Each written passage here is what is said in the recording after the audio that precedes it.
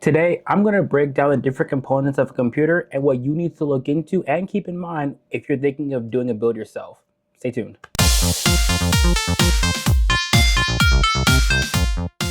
Let's talk CPUs. CPUs are like the brain of your computer. They're arguably one of the most important parts of the build, and you really want to pay attention to what you're getting for what you actually want to do for your system. With CPUs, you have two main manufacturers you want to look into. You have your Intel and you have AMD. Now, when looking into a CPU, you want to make sure the CPU you're getting works for your system. When I say that, I am not talking about things like the chipset, I'm not talking about the motherboards or any other components. I'm simply talking about what do you want your build to do? Do you want your build to be the top of the line gaming streaming rig, or do you want to just be able to go to YouTube, pay your bills online, and maybe do a few online courses here and there? It really does matter. So with AMD, and honestly, even with Intel, this information is actually applicable for both. You want to look at, is it their high-end CPUs or their low-end CPUs? And you can easily dictate that by the name that's being used for your CPU. For a prime example, now I know I'm talking about being a AMD user. However, this example is of a Intel CPU. In this case, this CPU is a i7-9700.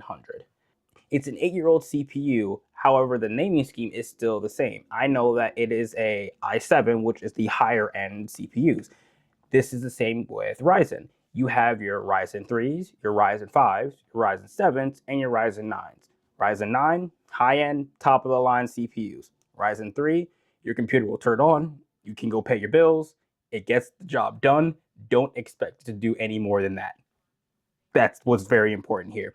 Do not get me wrong, there isn't just a single i7 or a single Ryzen 7 or a single Ryzen 9 or a single i3. There's different types of CPUs even within those naming schemes.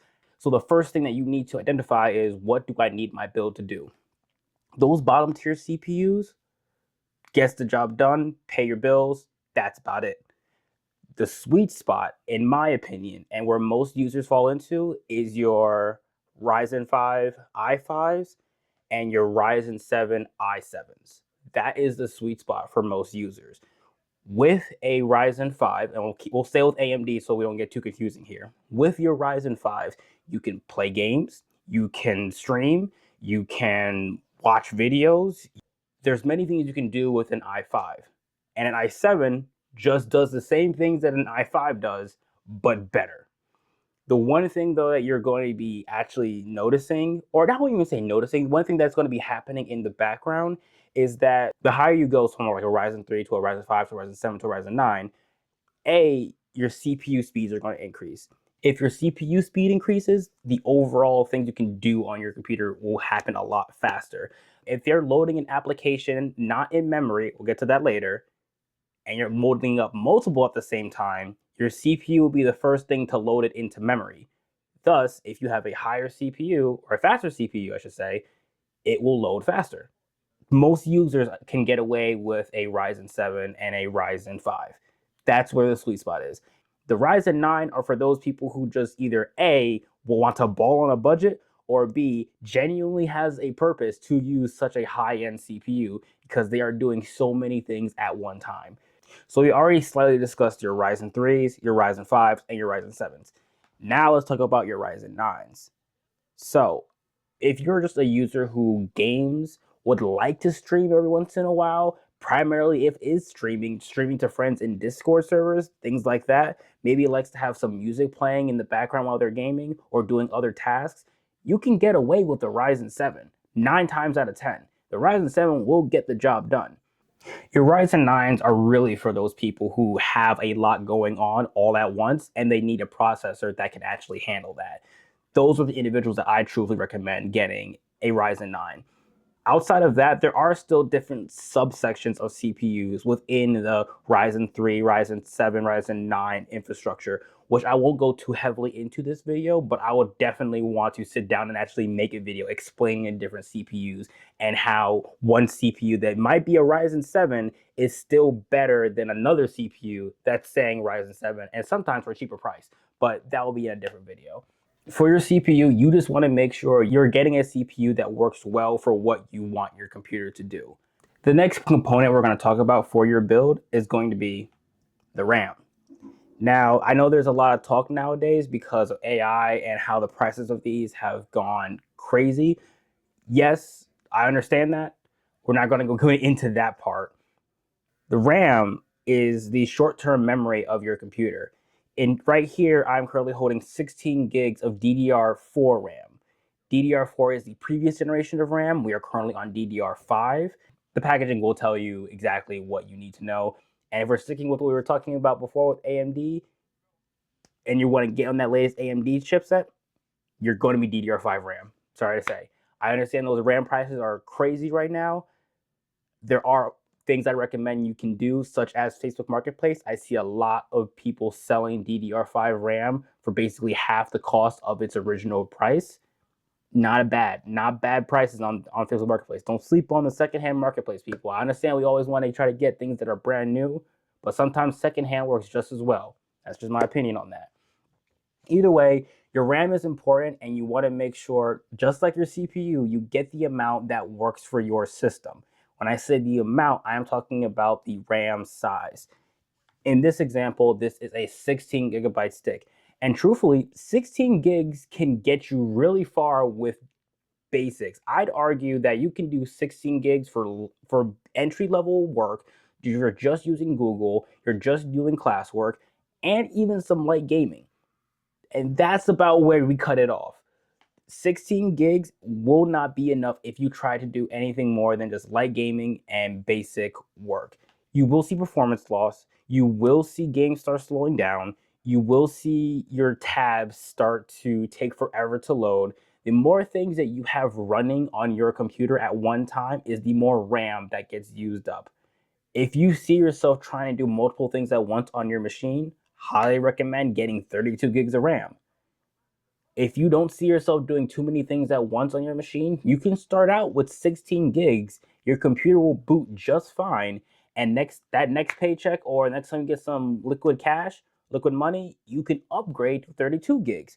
You don't have to automatically jump into 32 gigs of RAM. You don't have to automatically jump into 64 gigs of RAM. You can start off small and upgrade down the line. Now, you upgrading does depend upon what motherboard you have, because some motherboards limit you to only 2 slots of RAM versus typical 4 slots. We'll talk about that in a minute.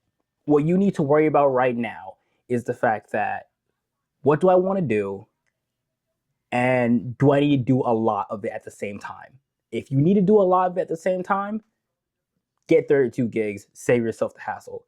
If you can get away with 16 gigs temporarily, go for 16 gigs, upgrade down the line.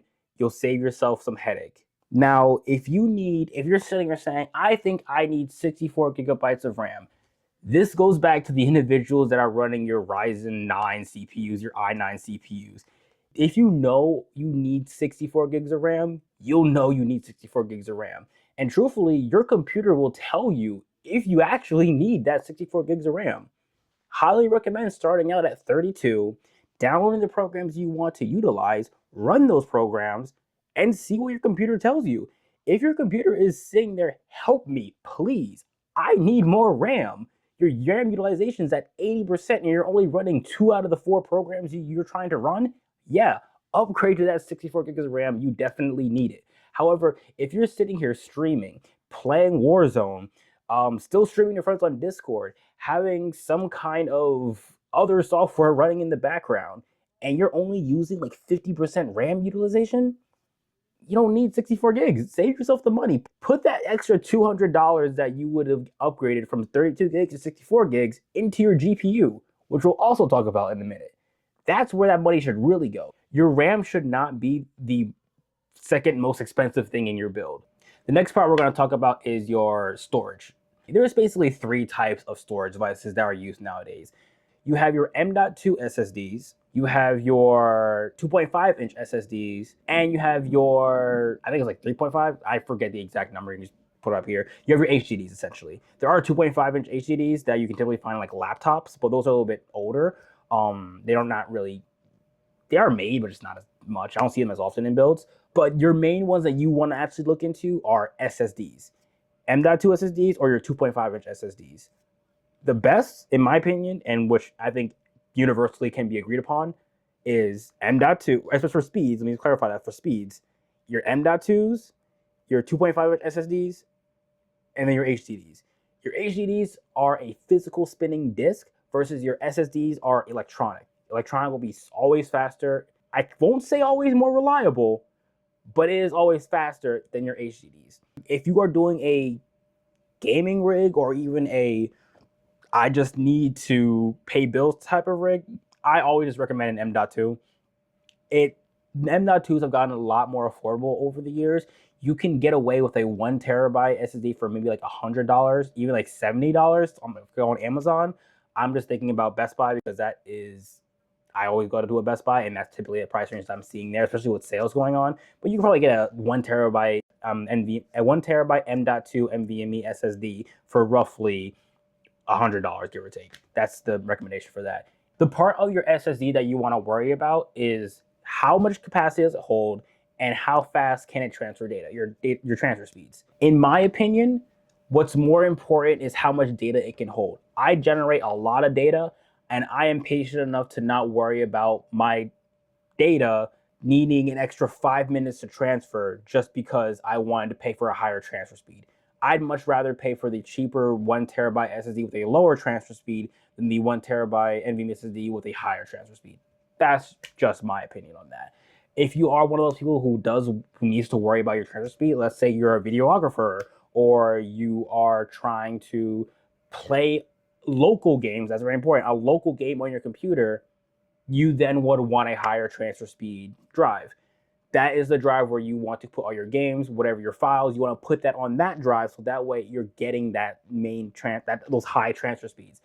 The next part we're going to talk about is your motherboard. Unfortunately, I'm going to be honest, I do have a spare motherboard that I could show you guys, but that is currently in a build downstairs that I do not feel like taking apart for the purposes of this video. So here's a motherboard. There, we're gonna PNG a motherboard right here. Yeah, it's a motherboard. Your motherboard is important because it talks to every single component that you buy in this system. It talks to your CPU, it talks to your RAM, it talks to your graphics card, it talks to your hard drive, it talks to your fans, it talks to your case. It literally talks to every single component that you put into your system. And a lot of people spend a lot of money on this component when you really don't have to. You really don't have to. You don't have to spend $300, $400, $600 on a motherboard, again, unless you know you need to. Even if you have the inkling that like, maybe I don't, you probably don't. I'm just gonna be real with you guys. You probably don't. The only thing that I believe when you are looking into what motherboard is best for you, there are a couple key features you want to make sure you're looking into. Number one, does it match the CPU that I am buying? If you are getting, let's say, a Ryzen 7 CPU that's on AM5, does your motherboard support AM5? It will tell you right on the box, it should say AM5 supporting. If it tells you that, great. You're off to a great start. The second thing is how many RAM slots does it have? I like to make sure my motherboards have 4 slots of RAM available to me. So if I just run, let's just say hypothetically in this case, I buy 32 gigs of RAM, 2 sticks of 16. That means I can put 2 sticks of 16 gigabytes in, and then that still leaves me with 2 more free slots that I can upgrade my RAM down the line. So if I do decide, hey, I actually do need 64 gigs of RAM, I can just buy another 32 gigabyte kit and upgrade my entire system to 64 gigs. If I'm stuck on a 2-slot system, I now need to take my old RAM, sell it, and buy brand new RAM instead of just being able to slap in new RAM. I don't like that personally. I want to be able to upgrade my system without having to pay for other parts to be upgraded. That's just my opinion. Another thing that you need to pay attention to is how many M.2 slots do you have? The average user, even with most games, 4 terabytes of storage is like more than enough for a lot of games. You don't necessarily need that many M.2 slots. If you have 2, even 3 M.2 slots available, and each M.2 has a 1 terabyte storage capacity, that's 3 terabytes right there filling in all those slots. Let's say you get a single 2 terabyte drive and then 2 1 terabyte drives. Now that's a total of 4 terabytes right there from those 3 slots. So that's the other thing you want to look into for your motherboards. How many M.2 slots can it hold? Also, you want to look into if it can hold a SATA slots. How many SATA ports are physically on your motherboard? Those SATA ports can be used for SATA SSDs or SATA HDDs. Those are other storage mediums that can be used and then make even more storage. If you just want to be able to have a location where you don't want to have to put games, but you still want to store local files, you can put that on an HDD. It's a lot slower than an SSD, but you don't need to access those files at such a high transfer speed. You can just have it sitting on your computer and it's just there. Prime example, me recording all these videos, I'm typically going to put this on a extra SSD that I have in my system so that way I can get them on and off my computer fast, but it's not taking up my main primary storage. Those are things you want to look into. The last thing I think is important is if it has Wi-Fi or not. A lot of people, unfortunately, don't have the luxury of having Ethernet directly where their computer is going to be. I know for myself, it took a lot of different methods to get Ethernet into my room. And sometimes I just had to default with Wi-Fi because that's just how we have to do. But those are the most important parts of your motherboard. There's a lot of different underlying specs that even I truthfully don't look into just because I know it doesn't matter for me. If me losing out on 2 FPS in my game because I decided not to spend an extra $200 on a crazier motherboard, I'm good. I'm good, bro. I'm good. I care about my money like that. Sorry. The next part that a lot of people are probably really thinking about is your GPU. Here I have a NVIDIA Quadro RTX 4000. This is actually a workstation GPU that I recycled out of an old build, but it can still be used for gaming. It surprisingly is not that bad. I think I was getting around 90 FPS, 1080p in Call of Duty Warzone with this. Low settings, of course. But even then, this is roughly a 8-year-old GPU. Still works really well. Your GPU does matter. It does matter. I see too many times where people buy a pre-built, keep in mind it's a pre-built, it's like a $900, $1,000 pre-built, and there's no graphics card in it. And they're confused as to why are my games running so bad, or I was told this type of build would net me 300 FPS, and why am I only getting 20? Like, what's going on? The primary reason for that is this one right here. It's that right here. If your graphics card isn't great, you're not going to get the performance you want out of your games. I will say that your GPU, it's really only important if you plan on doing gaming. If you are just doing basic tasks on your computer and you just need it to output something, you just need to make sure that the CPU that you are getting has integrated graphics.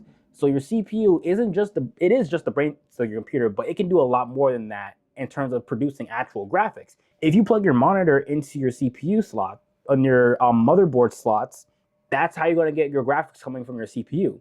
However, if you have a GPU, plugging your GPU right there, boom, bada bing, bada boom, you get graphics on it. There's a lot about GPU. I feel like talking about GPUs could be its own video of itself, but I'll keep it at a high level overview for this. You have either NVIDIA, you have Intel, and you have AMD. Truthfully, I haven't looked into Intel. I've heard very good things about them. They're very good for processor performance. However, I just truthfully haven't looked into how they perform, how well they perform, so I rarely ever talk about them, and that is on me.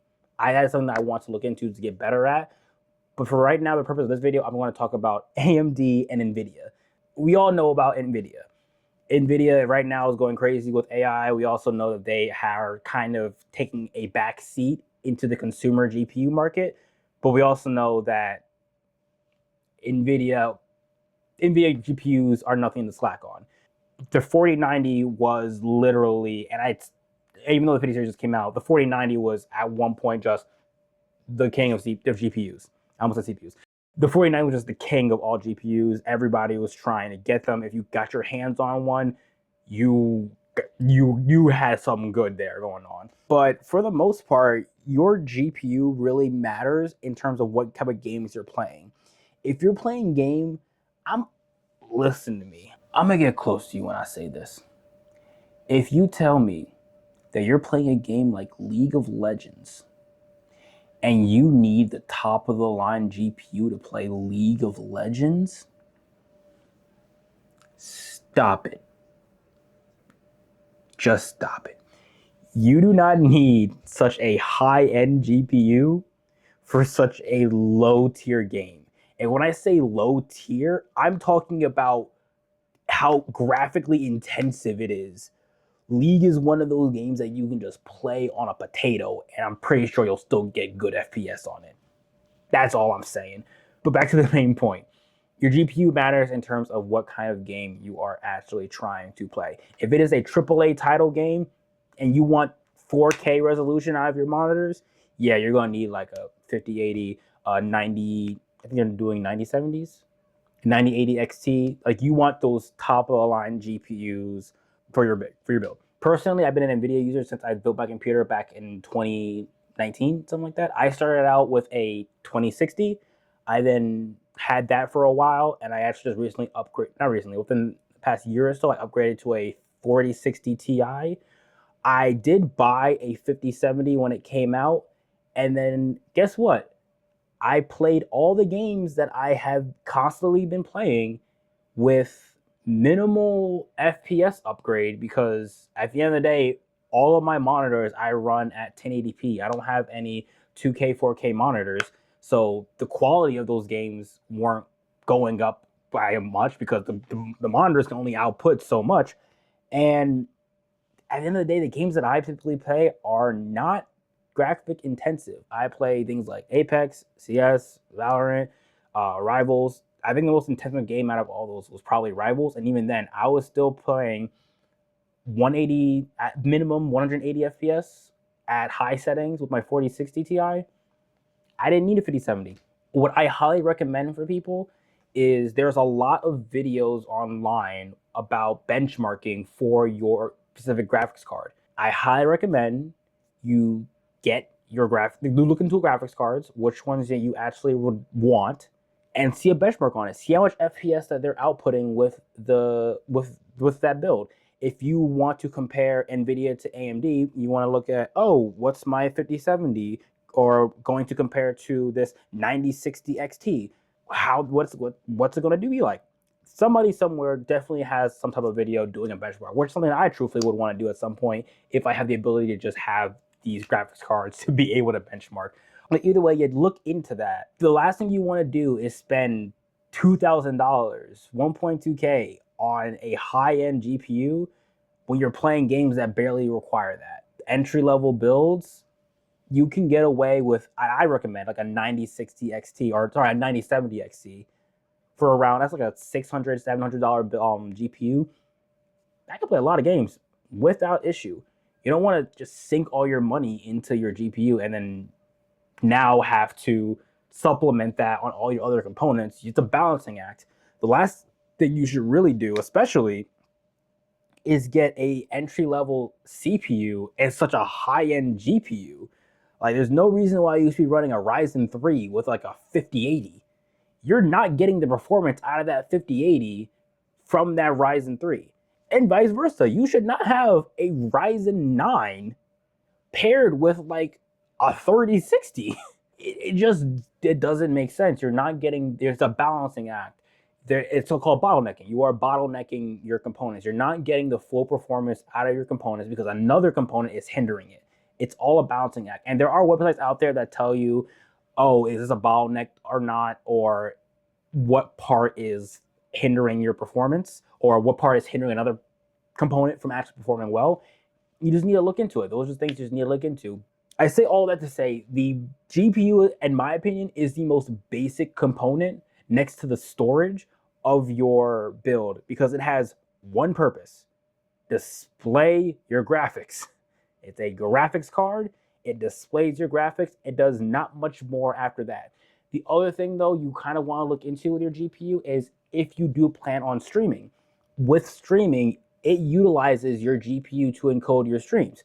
So if you have a lower end GPU, you may run into issues with streaming because your GPU is now trying to stream and it's trying to produce your graphics for your game.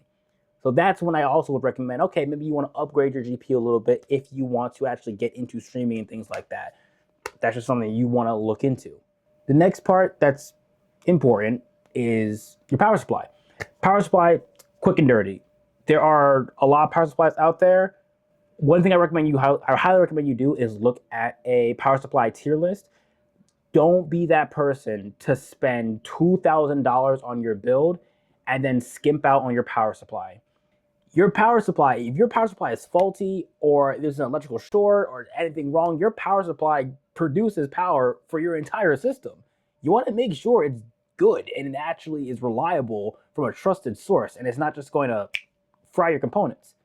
A lot of people talk about the gold rate, the rating, like 80 plus, 80 gold, 80 silver, things like that. Don't worry too much about that. That's quite literally just how efficient your power supply is at like using power. Does it waste power? Does it just keep pumping out power when it doesn't need to? Things of that nature. I'll be honest, I don't even look too much into it like that. I literally just go to power supply tier list, go through the tier list of how good the power supply is. Like, is it a reliable power supply or not? And then finally, the wattage. How much does it put out? The main important thing you want to look into for your wattage on your power supply is your GPU. Look it up. If you're getting a 9060 XT, you need to look up what is the minimum power supply requirement for this GPU. Quite literally, that's in Google, go minimum PC requirement for enter GPU here. That will tell you what you should get for your power supply. If I know for that example, the 9060 XT, that should take minimum I think it's 650 watts is the minimum. So I just bump it up to 700. I like to give myself a little bit of extra headroom on it, just so that way I know that the rest of my build isn't just going to die out on me when I'm using the build. So just look up how much wattage you actually need, then look into, is this a reputable source? So yeah, that's it. Wattage and how reputable is it. The final thing that I actually need to talk about is the case. And honestly, get whatever case you want that can fit whatever you buy. It's just that simple. Do not get me wrong, do not try to go for a mini ITX case and you have a full ATX motherboard. That's not going to fit. Your motherboard needs to be able to fit in your case and your graphics card needs to be able to fit in your case. That's the two biggest components. Your case matters in the sense that your motherboard needs to be able to fit in it and your GPU needs to be able to fit in it. The best way to look up if it does fit, look it up. Your case will tell you exactly what motherboard size fits in it, and then you just have to look at the size of your motherboard. If you want a full glass case, get a full glass case. If you don't care about too much of your case, you just need it sitting on your desk like mine, just get a basic case that just stores all your components. That's all you need. It's that simple. Fans, same situation. If you care about RGB, get RGB. There are so much cheap options for RGB fans nowadays. I personally am a fan of Okinos Infinity fans. They're like $30 on Amazon for like a 6-pack. And they look like the Lee and Lee fans. They spin like the Lee and Lee fans. And they got the Infinity look like the Lee and Lee fans without the Lee and Lee price. That's just my personal opinion. And either way, just look at what a case you like. Just watch build videos. Watch other people do build videos. I plan on doing them too down the line. Either way, as I was saying, with your case, highly recommend looking into build videos with the case in particular that you want to use. That way, somebody already does the heavy lifting for you, and you can see what a finished product might end up looking like. A lot of those build videos also do some kind of performance tests in them. That's also let you know what kind of system you're actually looking at when you get it done and when you get it built. The one thing I want to briefly talk about is your cooling.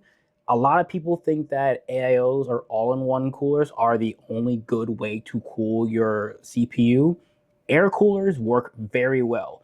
I'm not talking about the stock cooler that might come with some CPUs. I am talking about high air tower coolers. So prime example, This is the box of my CPU cooler. It is the Hyper 212 Hollow Black. I have had absolutely no issues with this cooler for my build. It came with a singular RGB fan. What I ended up doing was getting rid of this fan, and I just got two basic fans, and I put to the front and the back of the cooler. So if the cooler sits like this in the build, there's a fan here and there's a fan right here, just so I can get better airflow out of it. But this was like $25 at Best Buy. Like you don't need to spend upwards to like $200 on a cooler. The only thing I will say is noise. Right now, if I had my computer running, you would probably be able to hear it, but that's because I have 2, 3, 4, 5, 6, 7, 8 fans in the PC. For your CPU cooler, just make sure that if it's in your case, don't try to get this kind of cooler and you're trying to build a micro ATX build. It's not going to fit. Always check the guides, check to see what your case can handle, what it can fit. You can't go wrong. One tool that I really recommend you use if you're building out your computer is PC Part Picker. This video is not sponsored by them. However, I live and breathe by PC Part Picker when I am helping out people with builds. It's very good at just seeing what you want. It's very good at breaking down the different components you're going to be having in your build. It's very good at seeing good prices and relatively up-to-date prices on your build. You can also sit here and see what other people have done with their builds. I think it's a really great tool. I'll link it down in the bio. It's a must use if you plan on building a computer in your future. Outside of that, guys, I know that was a lot of information. I do plan on doing different types of videos where I might break down specific computer components or break down doing different video components. I do also plan on doing build videos where I actually build a computer out with you, troubleshooting videos, just anything tech related, tech reviews, things of that nature. This is my very first video that I am actually putting out within this style of content, but I'm excited. I enjoy this. This is something that I just always wanted to do, but never had the time to do it. But now that I do, I get to just share the information I've learned over the past couple of years with people, and I get to learn more. The more I do this, the more it forces me to learn new skills and to get better at it. Thank you so much for watching. Please let me know if there are any particular questions you may have for a particular type of PC parts that you want to talk about. I'm more than happy to answer those in the comments. If you want to see very specific type of videos in the future, let me know. I'll see if I can work around that and try to do those things. But yeah, cool. Peace.